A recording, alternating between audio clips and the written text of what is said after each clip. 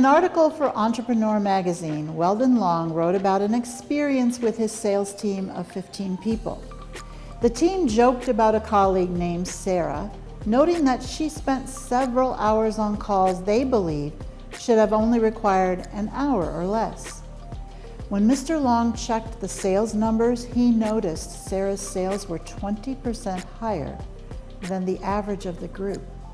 And as he learned more, he found most salespeople only spend a couple minutes engaging in small talk with potential clients.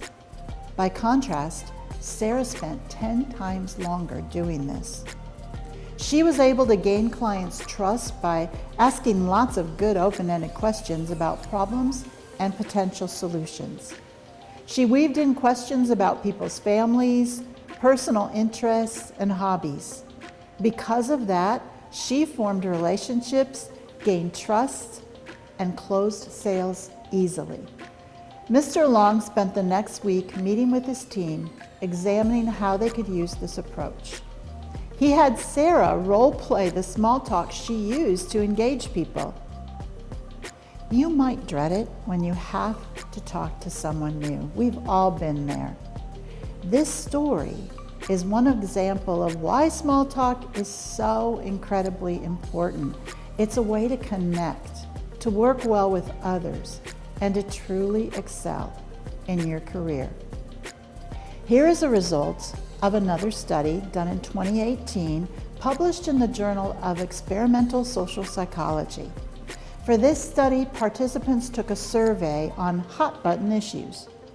After they filled out the survey, they were given another participant's answers, or so they thought.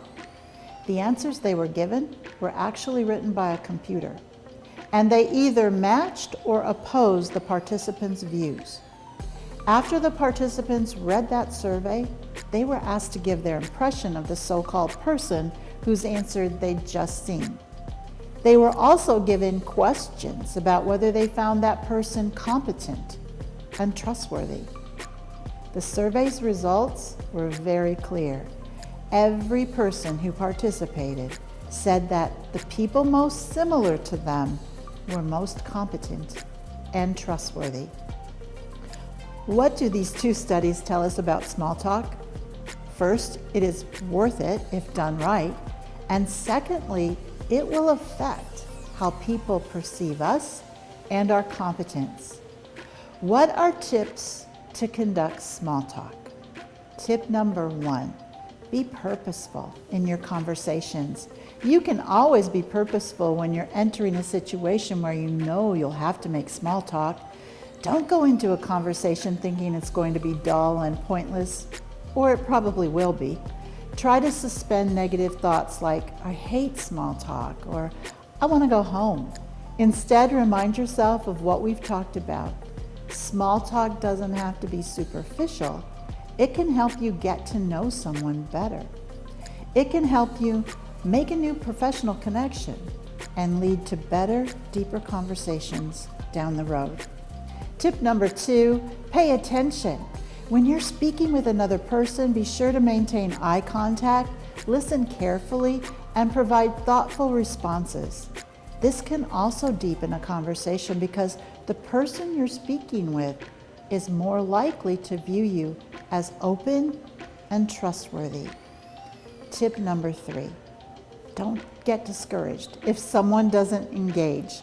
Sometimes people will ask you questions that you think are surface level or closed-ended, but instead of just providing short answers, you can go into a little bit more detail. For example, if someone asks you how you are, you could say, good, but then also give a couple more details about something you're excited about right now. By doing this, you'll make it easier for others to find common ground with you. The solution to being good at small talk? Simply that. Try to find things in common with people, whether it's a coworker, a potential client, a supervisor, or even a total stranger. And how can you do that? Through more small talk. Ask questions, get to know someone, and find something that you have in common. Trust us, it's worth the effort.